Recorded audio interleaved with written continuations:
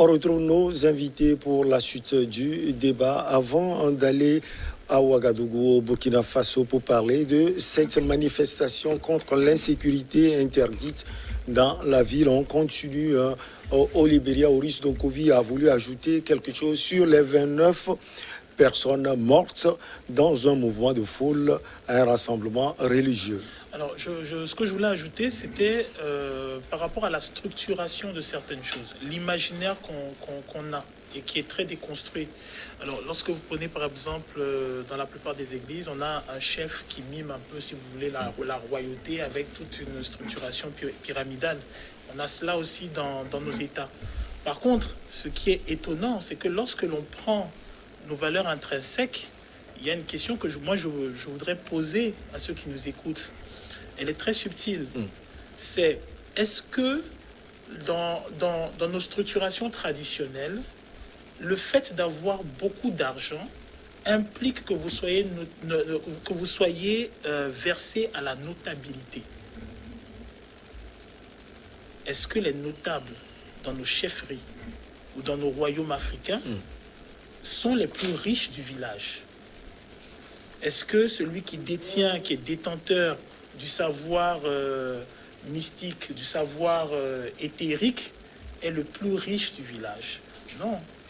Vous avez des notables, vous avez des familles, vous avez des clans, vous avez des structurations qui font que, mais même comment ça s'appelle, l'agriculteur, le forgeron, comment dirais-je, je sais pas moi, le pêcheur est représenté au sein de la royauté. On ne lui oppose pas le fait de ne pas avoir d'argent ou de ne pas avoir un certain nombre de sous. Donc nos structurations allaient à l'encontre de cela. Ce qu'on regardait, c'est la valeur du personnage, parce que le personnage qui était noté au niveau, qui était désigné comme notable au niveau du chef, au niveau du roi, faisait preuve de valeur au sein même des membres de sa famille et de son clan. C'est la raison pour laquelle on acceptait de le déléguer. Mais attention, à ce niveau-là, vous avez voulu une étape de l'évolution de la chefferie en Afrique. La chefferie en Afrique est née fondamentalement autour des gens qui sont plus ou moins aisés, ceux qui sont disposés à prêter aux autres. C'est eux qui ont regroupé des gens et c'est de ces bribes qu'est née la chefferie même. En réalité, au départ... Vous parlez de l'origine même de la chefferie. Ceux qui ont plus de moyens et qui sont de bon cœur disposés à prêter aux autres ont, disons, présidé à la naissance de la chefferie. Bien sûr, être à la longue, il y a effectivement de mauvaises personnes qui avaient des moyens mais n'étaient pas acceptées. Et d'ailleurs, dans beaucoup de communautés, ce n'est pas à tout le monde qu'on s'adresse pour demander de l'aide. Il y a de mauvaises personnes, bien que disposant de beaucoup de moyens, personne n'approche. Donc, il faut tenir compte de ce paramètre pour définir réellement la royauté. C'est le constat que j'avais fait, le fait qu'il n'y ait pas... Madame, et je voulais dire ceci, qu'il y a il faut s'interroger aussi parfois par rapport à l'organisation de ces manifestations. Et nous voyons l'aspect physique comme ça, formel, mais au-delà, qu'est-ce qui est caché? Il y a beaucoup de choses relevant d'ordre mystique et d'autres que nous ne pouvons pas déceler, que nous ne pouvons pas voir. Seul Dieu le sait. Vous voulez dire que ces malfrats seraient envoyés peut-être par certaines personnes? Non, c'est trop dit parce que je ne peux pas le prouver. Je ne peux pas le prouver, mais on a vu à de plusieurs endroits que parfois c'est lié au soubassement même de l'organisation de ces choses-là. Donc, il faut s'interroger. Il faut que l'État, les forces de sécurité, l'État interviennent souvent dans ces genres d'organisations pour éviter quand même aux fidèles naïfs qui arrivent de se faire avoir. Voilà, c'est ce que je voulais dire. Il y a de quoi s'interroger. On va quitter Monrovia pour Ouagadougou, au Burkina Faso. 2 manifestations prévues ce samedi au Burkina Faso. Donc l'une en soutien au Mali, l'autre contre l'insécurité dans ce pays frappé par les violences djihadistes ont été interdites jeudi par la mairie de Ouagadougou, où un précédent rassemblement interdit en novembre de l'année écoulée avait donné lieu à des violences russes. Donc, on va parler de ces deux manifestations. On parle d'abord de soutien au peuple malien et on parle également de l'insécurité grandissante dans ce pays. C'est difficile de se prononcer parce que, si vous voulez, je suis quand même attaché au fait que les gens puissent manifester leur opinion, et donc marcher et, comment dirais-je, exprimer ce qu'ils ont au fond d'eux. Pour moi, si vous voulez, ce sont des soupapes. Il vaut mieux des personnes qui s'expriment et qui montrent concrètement ce qui est leur message que des personnes qui contiennent et qui explosent par la violence. Maintenant, ceci étant dit, la situation du Burkina est assez particulière en ce sens qu'il n'y a pas longtemps, on a déjoué un coup d'État. Donc, lorsqu'il y a ce genre d'actualité, il va de soi que l'appareil sécuritaire du pays est renforcé. Parce qu'il y a des militaires qui sont impliqués, il y a une enquête qui est en cours, on va chercher des complicités. Les complicités, très souvent, elles sont civiles et politiques.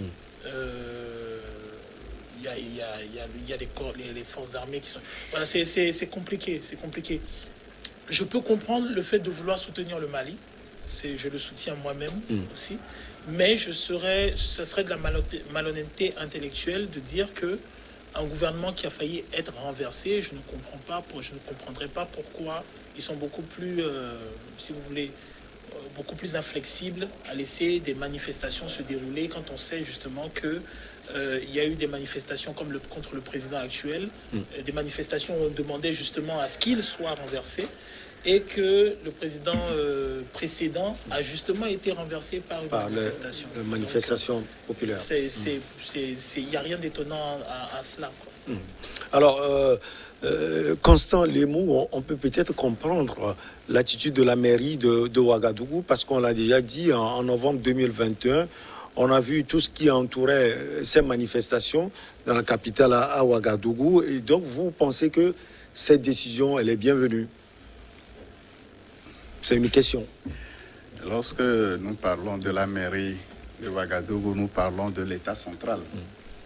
Puisque la mairie où monsieur le maire a cette double casquette d'être l'élu du peuple, mais en même temps le garant de la continuité de l'État au sein de la mairie en tant que collectivité territoriale. Alors, et n'est pas maire qui veut.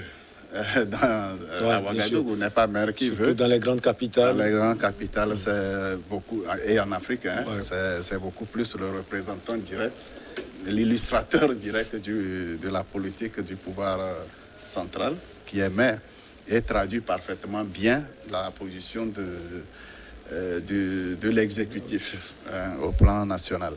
Je pense qu'il y a plusieurs niveaux de crainte. Et le maire n'a fait que jouer son rôle, appuyé par le gouvernement et les forces de l'ordre de sécurité. Plusieurs niveaux de crainte, parce que quand on parle de novembre 2021, où les manifestations avaient demandé le renversement du pouvoir en place, je me souviens, certains manifestants, notamment une dame, qui disait c'est mieux d'avoir un mari impuissant plutôt que d'avoir Kaboré comme président. Ça dit long. Ça dit long, et surtout quand ça vient d'une femme. Madame ne me dira pas le contraire.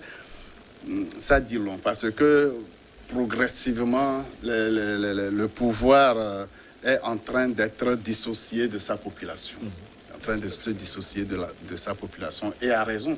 Les populations étant régulièrement victimes des massacres, ne se sentant pas suffisamment protégés pour vaquer à leurs occupations, il y a lieu de s'interroger si on est gouverné, si les gouvernants ont les moyens de nous protéger. C'est le rôle, la responsabilité première de l'État de garantir la sécurité des personnes et des biens. Et à partir du moment où un pouvoir est incapable de protéger, quand un père de famille est incapable d'assurer la sécurité de sa famille, il ne vaut pas la peine naturellement.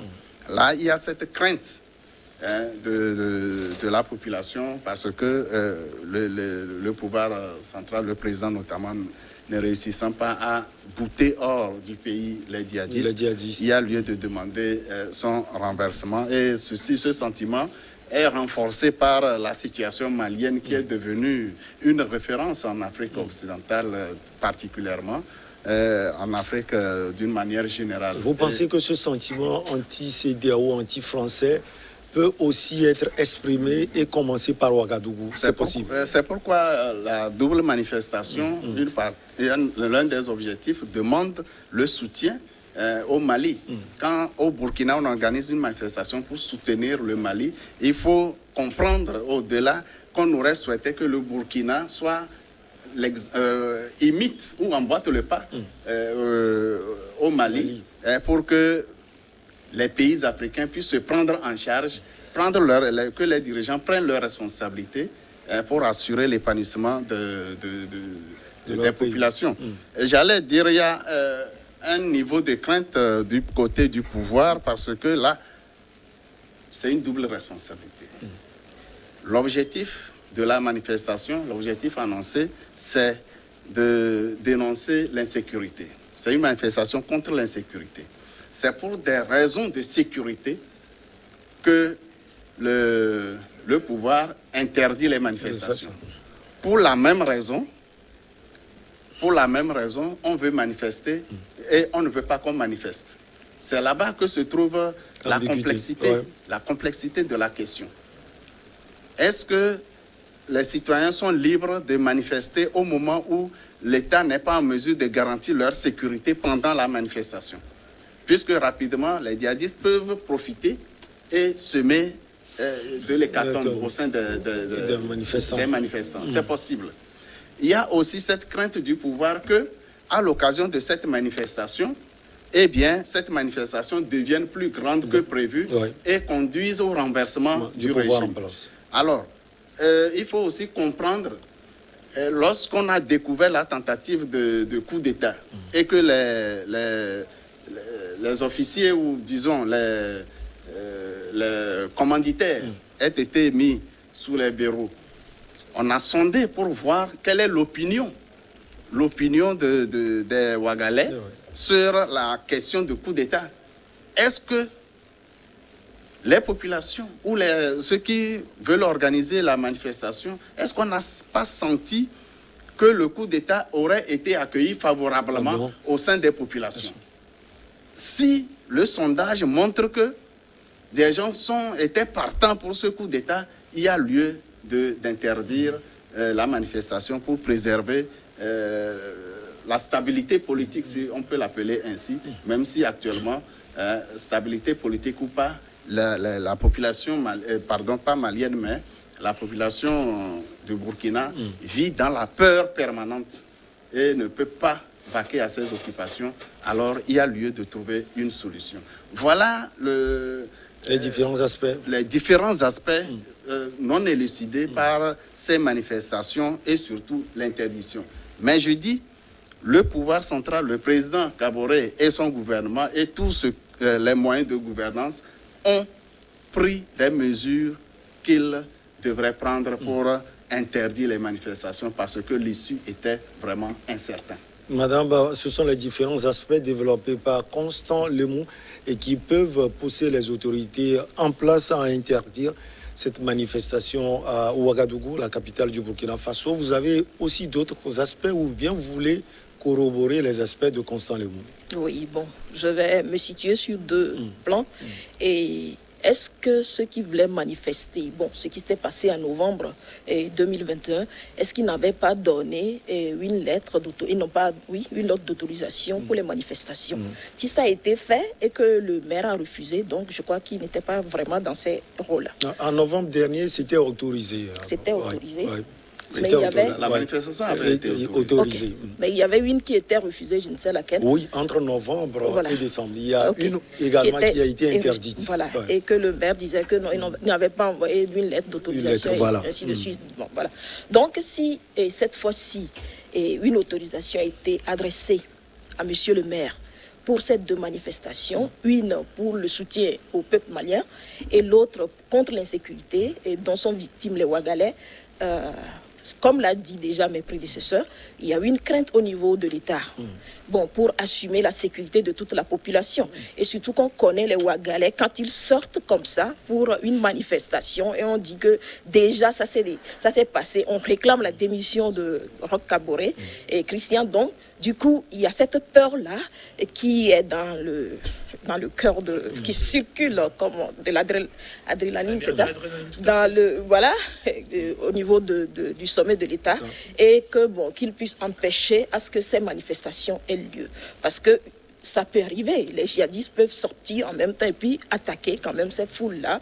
Et puis il y a aussi des manifestations spontanées qui arrivent, où on n'a pas besoin forcément d'adresser une lettre d'autorisation. Mais je crois que c'est pas le cas ici, puisque c'est déjà annoncé quelques jours avant. Donc pour le soutien au peuple malien, nous tous, nous sommes... Vous voulez parler de ça, c'est sûr. Pour le Mali, parce que ce sont nos frères. Et que l'avenir de l'Afrique, comme l'a dit beaucoup de personnes déjà, surtout le Premier ministre Choguel Maïga, se joue au Mali. Quel est notre soutien vis-à-vis de ce peuple-là? Ils ont besoin de nous. Par exemple, cette manifestation pour le Mali, pour demain, mais il y a tellement les convois de nourriture vers le Burkina qui doivent quitter le Niger, Mali, Sénégal, ainsi de suite, pour arriver au Burkina. Tous ces convois-là sont bloqués. Parce qu'il y a des sanctions de la CEDEAO qui pèsent sur le Mali. On bloque les voies aériennes, les voies terrestres, à ce que les vivres... Une fois que c'est bloqué, c'est bloqué. On a vu sur les réseaux sociaux la façon dont les titans et autres là sont alignés et tout est bloqué. Donc vous confirmez le développement de Constant Lebo qui dit que Ouagadougou peut servir de référence pour toute l'Afrique et les capitales africaines pour se soulever contre ça c'est déjà produit. Oui, ça c'est déjà produit. Bamako qui est l'exemple, le Burkina va lui emboîter le pas et le tour prochain ce serait peut-être la Côte d'Ivoire, on ne sait jamais. On sait jamais. Moi, je voulais ajouter le Togo, en tout cas je suis au Togo, je sais ce que je pense que le gouvernement quand même s'est servi d'un certain vice, c'est-à-dire le fait que l'on veut faire la manifestation du Mali avec la manifestation de l'insécurité, si je ne me trompe pas, c'est cela. Alors que l'ironie du sort dans ce qui se passe au Mali, c'est que le pays qui réactive les révolutions populaires, mais c'est justement le Burkina. C'est le Burkina qui a commencé à renverser un de ses chefs, disons son chef d'État. Et ce mouvement-là a tellement impacté qu'on a vu dans plusieurs pays émerger des groupes qui se voulaient eux aussi porteurs de messages et qui souhaitaient aussi renverser un certain nombre de chefs d'État. Donc, ce qui est l'ironie un peu du sort, c'est que justement, on refuse à ce pays qui quelque part a été, si vous voulez, un phare par rapport au réveil de la jeunesse africaine, on refuse à ce pays le soutien à un pays frère qui lui aussi souhaite, comment dirais-je, atteindre la pleine autonomie. C'est ça qui est étonnant. Maintenant, je pense que le second problème de la présidence burkinabé, c'est que lorsque on a le président Kaboré qui va soutenir les sanctions de la CEDEAO, qui appose sa signature, et que maintenant on a des populations burkinabées qui sortent et qui décident de soutenir les populations maliennes, c'est un camouflet pour le président Kaboré qui on le voit, est très flexible avec les exigences occidentales et notamment françaises, et qu'on pourrait, je sais pas, on pourrait même imaginer qu'il puisse se faire taper sur les doigts parce que lui-même a des djihadistes qui gênent sa sécurité et lui-même est dépendant d'un certain type d'aide. Donc voilà. Mais sinon, effectivement, je trouve que c'est très paradoxal de refuser au Burkinabé de soutenir le Mali alors même que le Burkina est le pays qui va inspirer des mouvements comme Felimbi au Congo, comme voilà, il y en a beaucoup. Alors, Constant Lebo, je ne sais pas si vous avez développé ce côté aussi, ou bien ce prisme précisément, l'incapacité également du Burkina Faso d'assurer la sécurité des manifestants à Ouagadougou. C'est clair que tous les jours, les habitants du Burkina vivent la peur au ventre parce que l'État n'est pas en mesure d'assurer la sécurité des citoyens et moins encore d'une organisation aussi grande que peut être cette manifestation si elle venait à être autorisée. c'est toute une peur. Souvenez-vous de l'attaque de l'état-major par les djihadistes, pendant que toutes les sommités étaient réunies. Le camp qui habite l'état-major n'était pas sécurisé. Alors, on se demande à quel sein les manifestants se voueraient si jamais ils étaient infiltrés par les djihadistes qui décidaient de semer la pagaille et donc de faire tomber plusieurs Burkinabés lors de la manifestation. Mais ce sera encore de la responsabilité du pouvoir en place qui a manqué à ses responsabilités. Alors, étant conscients qu'ils ne peuvent pas assurer la sécurité, alors le président et tout son appareil gouvernemental et sécuritaire a trouvé mieux d'interdire la manifestation et même de déployer des forces de l'ordre de sécurité pour empêcher ceux qui s'entêteraient. C'est bien normal, c'est de la responsabilité, une fois encore, je le dis, c'est de la responsabilité du pouvoir central de prendre des mesures pour refuser ce qui ne peut pas encadrer et assurer la sécurité. C'est très important. Maintenant, qu'il y ait une manifestation dont l'objectif est de soutenir le Mali, c'est bien normal. Et de plus en plus, l'opinion au sein de la CEDEAO a clairement signifié que nous avons une CEDEAO des chefs d'État et non une CEDEAO des populations. Pratiquement, quand vous sondez l'opinion, franchement, les présidents ont compris que les dernières sanctions infligées au Mali, que ce soit les sanctions de la CEDEAO ou bien de l'UEMOA, sont très mal appréciées par les populations. Et là, chaque président doit trouver les moyens de se réconcilier avec son peuple pour vraiment permettre au Mali de mener son combat pour son épanouissement et sa libération des griffes du prédateur français. C'est très, très, très capital. Si un président ou un régime politique ne l'a pas compris, je crains qu'ils le prennent à ses dépens si jamais leur mandat était encore à rejouer. Madame, on connaît aussi l'engagement des Burkinabés qui sont souvent portés par les mouvements de la société civile. Ils reviendront sans doute pour ces manifestations. C'est comme on remet pour un autre jour ce qui doit se passer véritablement samedi prochain. Oui, ce n'est que partie remise.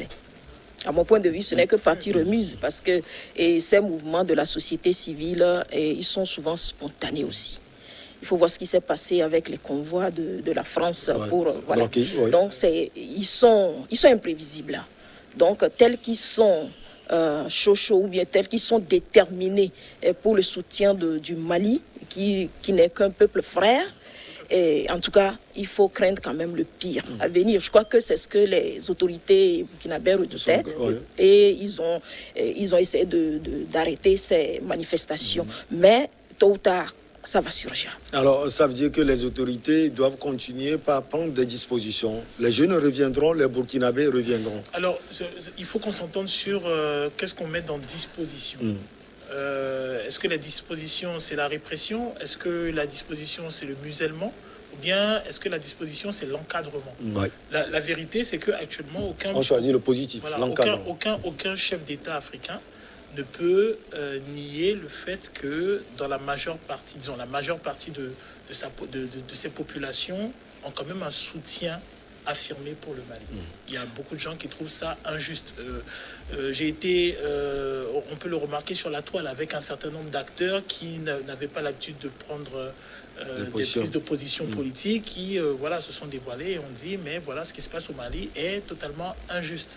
Et je pense que malheureusement pour les chefs d'État, c'est un coup d'épée dans leur légitimité, dans le sens où en voulant punir le Mali, malheureusement, ils se sont comportés en sous-fifre. Et c'est comme ça qu'ils sont perçus au niveau des populations. Et ça, c'est très grave en termes de communication parce que c'est difficile à rattraper. C'est énormément difficile à rattraper. Donc on a maintenant des présidents qui essayent de faire le chemin à rebours en disant que oui, en marquant une certaine flexibilité, en prétendant que oui, le Mali, on peut toujours renégocier, on peut toujours... Et le pire... On prétend aussi que les officiels maliens sont en négociation avec la CEDEAO. Ça, ce n'est pas officiel. Non, mais on l'aurait aussi appris. Non, mais que les officiels maliens soient en négociation avec la CEDEAO n'a absolument aucun problème. C'est typiquement africain. J'ai un litige avec mon frère. Ben, je vais voir mon frère pour voir dans quelle mesure on peut pallier au litige. Mais le pire dans tout ça, c'est que au niveau de la sous-région, les gens ne sont même pas unanimes. On a vu la réaction de l'Algérie, qui n'est pas un acteur minime dans la lutte contre le djihadisme et dans l'historique de ces mouvements-là, et l'apport de la Mauritanie, qui, bien qu'elle puisse être elle aussi visée par quelques sanctions dissimulées, affirme quand même son soutien par rapport au Mali. Mais la position de l'Algérie, par exemple, n'a pas été claire. L'Algérie a exhorté les Maliens à trouver un consensus avec la CEDEAO sur 18 mois. Oui, mais l'Algérie fera des propositions, la Mauritanie fera des propositions. Mais malheureusement, justement, c'est ce qu'on attendait de la CEDEAO. On attendait de la CEDEAO qu'elle fasse des propositions, qu'elle discute, qu'elle débatte, qu'elle soit flexible, qu'elle amène par le jeu de la diplomatie le pouvoir malien, la junte malienne, à être beaucoup plus, beaucoup plus avisée dans les dates qu'elle proposait. Elle avait fait des propositions le 27 février, par exemple. Non, attention, c'est qu'elle a fait des propositions, mais ça se discute. Vous ne pouvez pas après, parce que vous ne vous entendez pas, vous ne vous reconnaissez pas dans les décisions de la junte, et notamment à cause des présomptions de présence du groupe Wagner au Mali, et cela parce que ça mécontente l'Europe, qui est en conflit avec la Russie. Vous ne pouvez pas décider de prendre une population en otage, de l'ossir, en espérant que cette population affamée, strangulée, décide de renverser la junte. Parce que c'est ça le vice, c'est ce qui a été fait. Et ce n'est pas la première chose, c'est pas la première fois que l'on voit ça. On l'a vu quand il s'agissait de la Côte d'Ivoire. On l'a vu, c'est-à-dire des sanctions. On strangule la population en espérant que celle-ci, étouffée, décide de changer. C'est répétitif dans l'histoire. Et malheureusement pour les chefs d'État africains, il ne s'agit pas des mêmes générations, il ne s'agit pas des mêmes populations. Il s'agit de populations qui valent l'information, qui ont des réseaux sociaux. Il s'agit de populations qui, petit à petit, en leur sein, ont développé des leaders d'opinion, qui convergent vers de la discussion, qui convergent vers des échanges. Vous avez des échanges de mouvements citoyens qui vont de nation à nation. Et par conséquent, on l'a vu au Sénégal. C'est pour ça que le Sénégal, avec Y en a marre, arrive à bloquer les présomptions de troisième mandat d'Abdoulaye Wade. On l'a vu. C'est-à-dire, on s'aperçoit qu'il est difficile maintenant, à un moment, de faire une certaine prise de position. Ce que les chefs d'État ont montré à la CEDEAO, c'est, si vous voulez, un manque d'information, un décalage par rapport aux réalités, à ce qui se passe au sein des populations africaines et au sein des mouvements civiques et citoyens africains. Allez, on marque, on va revenir, on n'est plus par le temps, on marque la pause pour le journal et on vous retrouve, nos chers invités, pour la suite.